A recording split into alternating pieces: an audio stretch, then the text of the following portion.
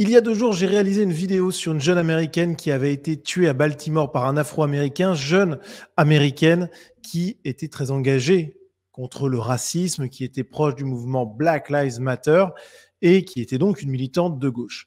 Eh bien, je m'étais interrogé dans cette vidéo sur la part de responsabilité que l'idéologie gauchiste avait dans ce crime atroce et on l'avait pu le voir, je vous invite à regarder la vidéo si ce n'est pas déjà fait, que sur certains points, on pouvait se dire que le gauchisme avait joué un rôle malheureusement. Eh bien, figurez-vous que cette jeune militante gauchiste n'est pas la seule à avoir été tuée par un Afro-Américain ces derniers jours. C'est assez incroyable, mais en ce moment, il y a l'air d'avoir une espèce d'épidémie de meurtres de gauchistes aux États-Unis. Donc, on va regarder ça ensemble puisque, eh bien, on a eu la nouvelle qu'un journaliste gauchiste, militant LGBT par ailleurs, Josh Kruger, bien, avait été tué par balle dans son domicile de Philadelphie. Et là où c'est incroyable, c'est que ce Josh Kruger, eh bien, il a tenu sur Twitter à d'innombrables reprises, eh bien, des propos qui minoraient la violence qui existait aux États-Unis et dans sa propre ville, en parlant évidemment à sa manière, mais de fantasmes, de sentiments d'insécurité, la chose que nous, on connaît bien ici, mais que lui a expérimenté dans sa chair. On l'a par exemple vu tweeter ceci, c'est vraiment incroyable. Aujourd'hui, j'ai appris qu'il y avait apparemment une vague de crimes atroces qui détruisaient toutes les villes, selon Stephen Miller, ce qui inclurait donc a priori Philadelphie, mais ma maison n'est pas en feu et le chaos ne règne pas dans la rue. J'ai vu quelqu'un recevoir une contravention, mes poubelles sont récupérées. Bref, pour lui, tout était normal à Philadelphie, pas de vague de crimes exceptionnels. Et on l'avait même vu dans un tweet qui évoquait le fait qu'il se sentait parfois en insécurité quand même dans la ville, donc comme quoi ça commençait un petit peu à percuter, mais qu'il rejetait évidemment l'idée qu'on puisse être armé chez soi pour se protéger. On le voit dans ce tweet dans lequel il déclare qu'il est contre la possession d'armes à feu chez soi pour se défendre en cas de cambriolage, par exemple, considérant que c'était trop risqué. Bon bref, raisonnement de gauchiste. Et résultat des courses, eh bien, il s'est fait tuer chez lui. Alors, sans qu'on sache exactement pourquoi. Est-ce que c'est un cambriolage qui a mal tourné? Est-ce que c'est parce qu'il enquêtait dans le milieu des drogués aux drogues dures aux États-Unis? Il y en a beaucoup. Et donc, peut-être qu'un marginal l'a suivi. Bon, bref. Le fait est qu'il est décédé chez lui de plusieurs tirs d'armes à feu. Et que s'il avait peut-être été un peu moins gauchiste, peut-être qu'il aurait eu un revolver chez lui et que ça lui aurait sauvé la vie, tout simplement. Alors, il y a pas mal d'autres tweets qui sont assez intéressants chez lui. On voit qu'il avait évidemment une haine anti-blanche féroce, comme tous les gauchistes. Je ne sais pas si vous vous souvenez, mais c'était une vidéo dont on avait parlé dans Nouvelle Vague, d'une fraternité américaine, féminine, donc une sororité, si on veut, au Texas, où on voit des jeunes étudiantes texanes qui font donc une petite mise en scène vidéo pour vendre leur sororité. Et eh bien voilà ce que Josh Kruger tweetait sur ces images. Et voici ce que Josh Kruger tweetait sur ces images. Voici ce que je verrai au moment où je fermerai les yeux pour la dernière fois si je me retrouve en enfer. Donc pour lui, la vision de ces jeunes femmes texanes, eh bien, c'est tout simplement une vision digne des enfers pour vous donner le degré d'ethnomasochisme et de folie furieuse des gauchistes. Bon, le problème pour lui, c'est que malheureusement, il est décédé, donc j'espère qu'il n'est pas en enfer et j'espère sinon que l'enfer ressemble vraiment à ce qu'il craignait parce que honnêtement, ça aurait des petits goûts de paradis pour lui. Bref. Alors, autre tweet complètement dingue de sa part, il répondait à Scott Adams qui faisait un tweet évidemment très exagéré, caricatural, s'adressant à l'ensemble des Américains en disant si Biden est élu, c'était en 2020, il y a de bonnes chances pour que vous soyez mort d'ici 1 an. Bon, tweet évidemment humoristique, exagéré, mais pas dénué d'un fond de vérité. Et ce à quoi Josh Kruger lui avait répondu, le créateur de la série Dilbert, puisque Scott Adams est le créateur de cette série, et comme Nostradamus, regardez cette prédiction de 2020. Waouh! Sous-entendu, ce type-là, c'est un pauvre type, il a prévu quelque chose qui n'arriverait jamais. Et regardez bien la date du tweet. C'était le 30 septembre 2023. Quelques dizaines d'heures seulement avant que Josh Kruger décède chez lui, tué par balle. Bon, alors évidemment, c'est du hasard, c'est une coïncidence, mais enfin, c'est quand même une coïncidence frappante. Et surtout, tout ce qu'on vient de voir, ça nous montre que Josh Kruger, eh bien, c'était un gauchiste patenté qui a nié jusqu'au bout l'évidence et qui, malheureusement pour lui, en est mort. Alors, il y a une tentation chez certains qui regarderont cette vidéo. Je sais que j'ai déjà eu le cas sur la vidéo de l'Américaine qui était décédée à Baltimore. Une tentation qui est de se moquer de ces gens-là en disant ils l'ont bien cherché, ils l'ont bien mérité, etc. À titre personnel, je pense que ce n'est pas du tout une attitude humaine et saine. Donc, je n'encourage pas ça. Je ressens pas du tout cette joie morbide à l'idée de voir quelqu'un d'un opposant politique, certes complètement taré, certes complètement nocif, etc., mourir. Moi, j'ai un peu de mal objectivement à ressentir tout ça. C'est mon côté humain, voilà, j'ai du mal.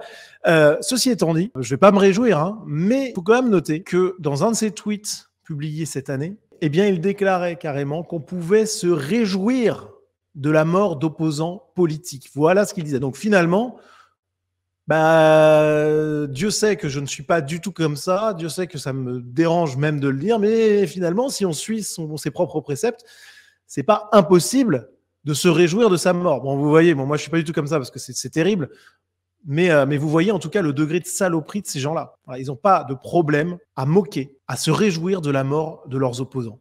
Alors que nous, en tout cas en ce qui me concerne, et je sais que c'est le cas de beaucoup d'entre vous évidemment, on a toujours cette retenue, ce degré de pudeur civilisationnelle qui fait de nous encore des hommes.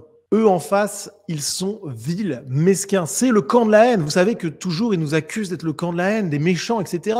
Mais regardez le degré d'immondice. Ces gens-là se réjouissent de la mort de leurs opposants. Ce n'est pas notre cas. Nous sommes largement au-dessus d'eux. Le camp des valeurs morales, etc., c'est nous. Alors, autre cas qui a défrayé la chronique cette semaine, on est à New York et bien des images absolument abominables ont été tournées, nous sont parvenues via une caméra de surveillance qui montre un militant gauchiste qui se fait tuer, poignardé par une personne d'origine africaine, un Afro-Américain. Une vidéo abominable que je ne vous passe pas, clairement. On voit ici le tueur. Là, c'est la victime et sa petite amie. Ils se baladaient tous les deux dans New York et finalement, ils n'ont pas écouté l'instinct primaire qui arrive normalement même jusqu'au cerveau des gauchistes. Quand on voit un marginal visiblement agité, parce qu'il était agité a priori, menaçant, on ne discute pas. On ne cherche pas à sympathiser avec lui, on s'enfuit. Voilà. On met le plus possible de distance entre le marginal et nous. Et là encore, comme j'ai développé dans la vidéo sur la jeune américaine tuée à Baltimore, le gauchisme est quand même responsable de ça. Quand on a l'idéologie qui éteint l'instinct de survie, on peut dire que cette idéologie gauchiste est en partie responsable du drame. Bon alors là, comme tous les autres, évidemment, c'était un activiste d'extrême gauche dont la petite amie, dont on voit ici le visage, était fan de toutes les plus grandes théories d'extrême gauche. On la voit ici posée fièrement à côté de Karl Marx. Elle postait également des photos d'elle avec le t-shirt ACAB, All Cops Are Bastards. Bref, vous voyez un peu le délire. Et alors le truc le plus fou dans l'histoire, c'est la réaction de ses amis. Ces types, qui sont évidemment d'immenses gauchistes eux aussi, ont déclaré que la victime se sentirait désolée pour le meurtrier qui l'a attaqué et qui le verrait comme une victime d'un système cassé. Donc là, on a de la folie pure gauchiste, ok, mais on a l'essence aussi de cette idéologie qui est révélée. L'idéologie gauchiste, c'est une idéologie du ressentiment contre la grandeur, contre la civilisation, contre la beauté, contre l'excellence, etc. Une pulsion du ressentiment qui est maquillée d'atours intellectuels qui la font passer pour quelque chose de vertueux et de super intelligent, mais qui en réalité n'est que ça, n'est qu'une pulsion du ressentiment, et même pour aller plus loin, peut-être une pulsion de mort. Et finalement, c'est ça. Les activistes gauchistes, quand ils attaquent la civilisation européenne, l'identité ethnoculturelle de notre civilisation et compagnie, ils le font parce qu'ultimement, ils ont envie de mourir. Et ils ne veulent pas mourir seuls, ils veulent nous entraîner dans le précipice, dans le chaos, dans leur mort. Ils ont cette pulsion de mort. Et là, je crois que véritablement, on touche ça du doigt. Alors la question qui vient, c'est est-ce que les gauchistes vont se réveiller? Est-ce que l'incroyable série là qui a eu lieu ces derniers jours, est-ce que ça va les réveiller? Parce que ça fait quand même 3 militants gauchistes qui se font tuer par leurs protégés. Bon, il y a un moment, on doit remettre en question ces idées. En tout cas, toute personne sensée le ferait. Mais est-ce que ça suffira? Objectivement, je pense que ça ne suffira pas. On le voit bien avec cette réaction de ses amis, là, de la victime, qui est une réaction totalement lunaire, qui est une réaction qui n'a pas d'explication logique, en réalité. Parce qu'ils ne connaissent même pas le parcours du tueur. Je veux dire, ils mettent déjà la faute sur la société, réflexe totalement gauchiste, c'est pas les individus qui sont méchants, c'est la société qui les pervertit. Ça évite d'avoir une responsabilité individuelle. Bon, alors, sauf si vous êtes un mâle blanc, où là, vous n'avez pas d'excuse sociale. Hein, là, il n'y a pas de souci. Bon, bref. Mais on le voit bien avec cette réaction. Ils n'arrivent pas à comprendre que leur vision du monde est erronée. Enfin, erronée encore, c'est un euphémisme. Hein. Donc, pour ce qui est des militants gauchistes purs et durs, honnêtement, et je trouve ça malheureux, je trouve ça fou et malheureux, je pense que ça ne suffira pas. Je pense que quand on a son ami qui se fait tuer de cette manière et qu'on en est tout de suite à ressortir les poncifs gauchistes au lieu à la limite de se taire, je veux dire, on peut toujours avoir les réflexes gauchistes, pas de souci. Mais non, les mecs, ils font du militantisme derrière. Ils en profitent pour attaquer la société. Donc, sous-entendu, la société blanche, patriarcat, enfin bon, bref, vous connaissez la musique. Je veux dire, c'est complètement fou. Donc là, on est au-delà de la guérison possible, à mon avis, dans beaucoup de cas. Alors attention, il y en a aussi qui vont se réveiller. Il y a des anciens gauchistes, on en connaît tous. Bref, il y a moyen que peu à peu, quand même, ça percute un peu. Mais au final, est-ce que c'est le plus important ? Voilà, parce que je me répète, hein, oui, il y en a qui s'en sortiront, il y en a d'autres qui ne s'en sortiront pas, qui resteront malheureusement dans leur spirale idéologique infernale. Okay, mais le plus important, c'est peut-être pas ça. Le plus important, à mon avis, ce sont les normies qui regardent ça. Ce sont les gens normaux, voilà, les gens de la masse qui ne sont ni de droite ni de gauche, qui se font un peu balader comme des fétus de paille au gré des vents idéologiques qui soufflent sur eux. Et malheureusement, vu que la droite renonce au combat idéologique, intellectuel et culturel, ou alors ne le mène que de manière marginale, sans se définir et en refusant une saine radicalité sur certains sujets, comme par exemple la biologie, le rapport entre biologie et civilisation, etc. Bon, donc du coup, ils se font un peu balader par le gauchisme. Ok. Mais malgré tout, ils ne sont pas endoctrinés de la même manière que les militants purs et durs. Et quand les gens normaux, même soumis au gauchisme, hein, voient ce genre de crimes se multiplier, voient ce genre d'affaires. Là, c'est incroyable. 3 militants gauchistes qui se font tuer par des Afro-Américains, ou en tout cas, il y en a 2, on est sûr. Le 3e, on ne sait pas exactement, mais enfin, ça ne m'étonnerait pas complètement. En tout cas, lui qui se disait contre les armes à feu, bon, finalement, il se fait tuer chez lui dans un cambriolage, et s'il y avait une arme à feu, bon, il serait toujours en vie. Bref, les gens normaux, quand ils voient ces choses-là, ça peut les réveiller.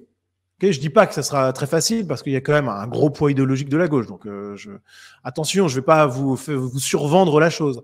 Mais objectivement, plus on va avancer dans cette société, plus on va avoir de signaux quand même très forts que l'idéologie gauchiste est une erreur. Et plus il va y avoir de gens qui vont se réveiller. Donc moi, je vois ça un petit peu quand même comme un signe d'espoir, en sachant en plus que plus on se rapproche des cercles de décision les plus puissants, plus on se rapproche des élites, plus les crimes touchent des gens qui ont énormément de pouvoir, plus ça a d'impact, malheureusement. Puisque, pour parler de l'Europe, de la France par exemple, jusqu'à quand même quelques années, les élites étaient très peu touchées par les conséquences néfastes de l'immigration. Objectivement, ils avaient les moyens de l'éviter parce qu'il y avait un petit peu moins d'immigrés extra-européens qu'aujourd'hui, parce qu'il y avait la barrière de l'argent qui était plus efficace, etc. Aujourd'hui, sous la pression démographique, c'est complètement différent. Même les élites françaises sont touchées. Et c'est le cas aussi aux États-Unis. On a des élites qui sont touchées. Et ça change tout. Parce que finalement, les grands dignitaires gauchistes, quand ils n'étaient pas confrontés au truc, ils pouvaient avoir des grands discours. Sauf que quand ça touche leurs voisins, leurs amis, peut-être que ça commence à tilter. Bref, j'y vois quand même quelques signes d'espoir là-dedans, mais après, moi, je suis pas du genre à m'en réjouir. Je rappelle d'ailleurs que si nous étions au pouvoir, alors là, je parle de la France, mais ça vaut aussi pour les États-Unis, hein, ces gens qui meurent seraient beaucoup moins nombreux. Alors, pour conclure cette vidéo, je voulais élargir un peu le sujet. On a cette déclaration de Joe Biden qui a été relevée cette semaine. Joe Biden qui a déclaré que les États-Unis deviendraient un pays dans lequel les Blancs seraient une minorité très bientôt. Et il a déclaré d'ailleurs que cette minorité devrait être traitée avec respect. Donc là, c'est du foutage de gueule XXL. Évidemment, il se réjouit, comme beaucoup d'autres, complètement fous, des ethnomasochistes, qui se réjouissent que les Blancs soient en minorité et ils se moquent avec perversité du fait qu'ils deviennent une minorité. Et donc, il dit, oui, on va nous traiter avec respect. Voilà, les Blancs, on va les traiter avec respect. Mais ceci étant dit, malheureusement pour les États-Unis, effectivement, les Européens qui ont créé ce pays, jusqu'en 1965, excepté les esclaves afro-américains qui avaient été ramenés avant et qui vivaient la ségrégation, je le rappelle, le pays était entièrement construit, créé par les Européens. Et on a le président des États-Unis actuels qui se réjouit de manière particulièrement perverse du fait que ces Européens deviennent une minorité. Je peux vous dire que les conséquences de ça sont monumentales. Évidemment que les gauchistes qui sont égalitaristes et qui ne voient pas les différences biologiques qu'il existe entre les populations et leurs implications concrètes. Donc les gauchistes, évidemment, ils voient pas ça, donc pour eux, il n'y a pas de problème.